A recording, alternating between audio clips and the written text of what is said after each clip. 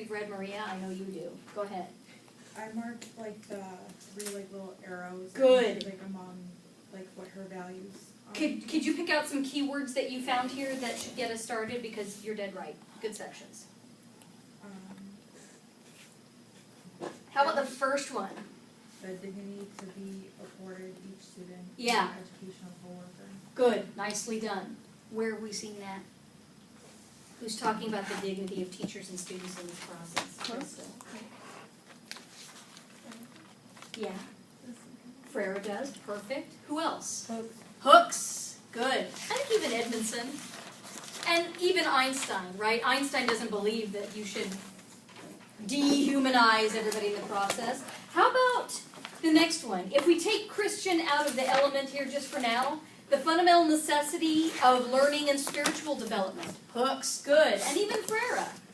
Okay? A special concern in learning and practice of those who suffer material poverty. Well, a little bit. Hooks talks about that a little bit, but we get this mostly here with our friend Sullivan. How about the next one? A persistent effort to diminish all sorts of debilitating ignorance. Yeah, they all do. A persistent effort. Nicely done. So Sullivan's not that different than the stuff you've been reading, right? How about the last one? The demanding effort to practice what we preach and teach. Now she's talking about teachers here. To be ourselves, personally and institutionally, insofar as humanly possible. Nice. Get hooks in your margin. Very good, you guys. Nicely done. So what she's saying here, and she's really not that much different than the stuff that you've been reading so far. Okay? It's the idea that education should be persistent and it should all be done in our best interest. All right, you guys, turn the page. Can we look at the second column, page 19, second column, top? Here are the special interests outlined. So she says, there is in our founding a persistent strand of special concern for women and young girls that has never been muted or weakened, even though we recognize, as Catherine did on other occasions, that debilitating ignorance, poverty, and distress afflict both sexes. She's not saying that men are not part of this. And indeed, the Sisters of Mercy, I mean, we have men in our classrooms, right? So clearly, this is not about saying that it's only women and children that are suffering. Everybody does. It's just that women and children tend to be more marginalized, is what her point is. She says, women and girls bear particularly acute and central burdens in situations of poverty and suffering, and that's an enduring insight on her part. If we jump down, she says it's one of her founding inspirations to perceive in a special way the added depth in the poverty of women and girls, and to be moved to relieve it by establishing schools for poor girls and unemployment training for homeless women. Now, can we make a distinction or a connection between this section and what we've just read with Frera? Yeah, Jasmine. Based on, like, after she got educated, she felt like she was obligated to fix it. Okay, yeah, I like the way you're talking about that. So she saw that she sees the need of education as being transformative. You give people enough training, they can go out and find a situation for which they are suited. Can you make the connection to Einstein? Giving back to her community. Nice, very good. And so this is a mark of success, very good. Giving to society more than you're getting in return, and start hoping for social transformation. You guys, take a look at that quote on 19, the small quote there in the second column. What did anybody mark anything here about this small quote here on 19?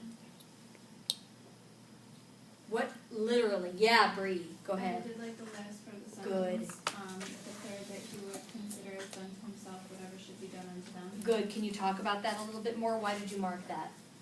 Because like she kind of talks about it throughout the whole essay that like practice what you preach and Yeah. practice like what you teach, so that the teachers should be good examples. Good, good. And I think that the way you're reading that is really sharp, and it's also the idea too that it's that notion there that they're identifying Christ in these marginalized individuals, and also acknowledging that it's reciprocation, right? So that the teachers are doing whatever that they would like to be treated, right? They're teaching and treating in a way, as you were saying, Bree, leading by example in a way that is helpful. Absolutely. So we've got hooks there. Nicely done.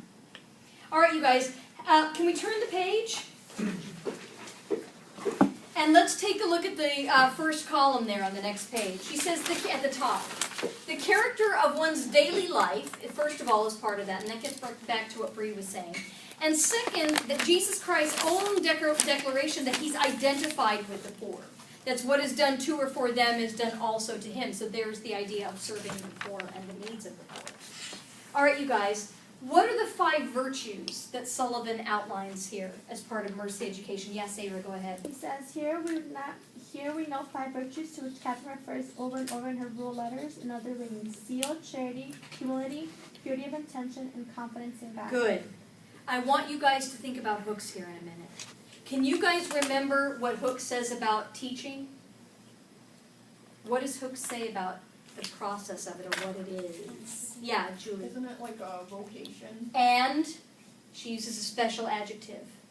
It should be sacred. Yeah. Could you get Hooks in the margin? Remember, Hooks isn't saying that this is a job, right? Hooks is saying it's a sacred vocation. And that's really what Macaulay is doing, only she's putting, Mother Macaulay put, obviously, that Sisters of Mercy spin on it. But that notion, you guys, of zeal and charity and purity of intention is very much connected to what Hooks says about vocation, the vocation of teaching and what it should be. Can anybody make the connection of confidence to Edmondson and Einstein? And even to Freire? Yes, Seth. Edmondson confidence, like speak up in class. Good. And it's the idea that if you have confidence, what are you more likely to do? Make your own decisions. Yeah. And then change the world outside. Nicely done, you guys. Now, look at the second column. She says, about 3 lines down on the top of the second column, I am more inclined to think that what Claire Augustine saw was Catherine's immense love for her students, look at your language, her zeal for their development. So when Catherine Macaulay set up the Sisters of Mercy to be educators, she was interested in that development of those students. And of course, that gets back to every author, really, that we've been dealing with. That education should be about the development of the individual, the spiritual development of the individual, and not just their educational development. Okay, you guys. Now, if we take a look on page 21, I'd like us to take a look at that small quote in the second column after the big section. Okay? The small quote that starts, the sisters shall feel. Here we go. The sisters shall feel convinced that no work of charity can be more productive of good to society. All of our authors talk about that, don't they? A little bit less on Hooks. She's not so much interested in good to society as she is about the individual. But all of our authors, aren't they, you guys, really, really interested about the social good? Or more conducive to the happiness of the poor than the careful instruction of women, since whatever be the station they are destined to fill, their example and advice will always possess influence, and wherever a religious woman presides, and remember she's not just talking about nuns, she's talking about lay women, right? Peace and good order are generally to be found. Now let's unpack this. What is she saying that educated women have the ability to bring about? Change. Yeah, and let's be specific. Peace and Example order. advice. Yeah, and yes, and peace and order. That actually an educated woman has the ability to do this because they're wives, they're mothers, they're caretakers, they have an ability to bring this out. Do you see how she might be connected with Edmondson, when Edmondson says that students have a responsibility to use their education for? Or how it might be connected to our friend Freire when he says students who are educated can bring about social transformation. Can we get Freire? Can we get Edmondson? Can we get even Einstein when he's talking about the public good, right? Does that make sense, you guys? Yeah, Bree. I was gonna say almost like related to Hooks, like how she says that Yeah. women are destined to like fulfill because they have like that nature. That's a good point. I forgot about that. Yes, absolutely. And if we take a look at the section under the quote, so she says here, religious woman refers to any woman who has been empowered, and that's a word that all of our writers are using, that we must be empowered by our education, by careful, mature, and life-giving instruction. that her or his influence is productive to a good society. And that comes right out of our friend Einstein, doesn't it? Because he believes, as we talked about before, any successful person is a person who gives back to society more than he or she gets. Now, I want to ask you to look on the top of 22. In the first section at the top of that little paragraph, she says, this process calls for a continual reimagining. There, you want to get that circled, right? All of our authors talk about this, of the scope and the outreach of this work of mercy. Okay, and part of this, I want you to tell me who this sounds of. Can we look at the second column on 22? You want to go back? Yeah, Takesha. What did you say the process comes for? Sorry. So on 22, the last line and a half of that small section, it's the continual reimagining you want to circle. Oh, Yeah, it's a continual reimagining of that. All right. Now, I want you to tell me, you guys, what connections you can make here. Look at the second column, top of the column, halfway down that first section. Suitable employment shall be sought for and great care taken to place women in situations for which they're adapted. And she, Sullivan says, Mother Macaulay did, built a commercial laundry where women could train for employment other than household service. Who does this connect to? Edmonton? Okay, how would it So the connect to commercial Edmonton? about the Jeep? Okay, all right, be specific. What do you think? Doesn't it say like people try to be like the cool kids who have a Jeep and Uh-huh. like you don't have to be like the laundry? Okay, you don't have to accept the traditional modes of employment. I dig that, yeah. Connects to Einstein because she's still giving back and doing Good. more.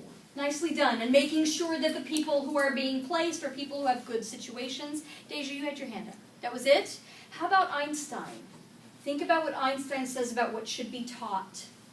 Remember, does Einstein say everyone should have a very specialized education? We should all be physicists? No, we Thanks need be to well God. rounded. Yes. He says we should be well rounded. Right, and we should just do as much as we can so that we can be adequately and appropriately employed, right? So that we can find ways of life that are appropriate to us, right? And Freire too. I mean, Freire is saying that once we become actualized and conscious of our social space, then we can make changes, right? But we have to have the tools to be able to do that. Nicely done, guys. Good reading. All right. Tell you what, let's pick up on 23 for Wednesday. We'll pick up with Freire. Sullivan on Wednesday. We'll do a study session and get you guys totally prepared for the exam on the 21st. Hopefully my hand will not be attacked. All right, thank you everyone. Have a lovely day for yourselves. Hey, Deja. Don't get old. This is what happens. So mean. Why'd you wave at my camera? He's gonna print this out real quick. Okay.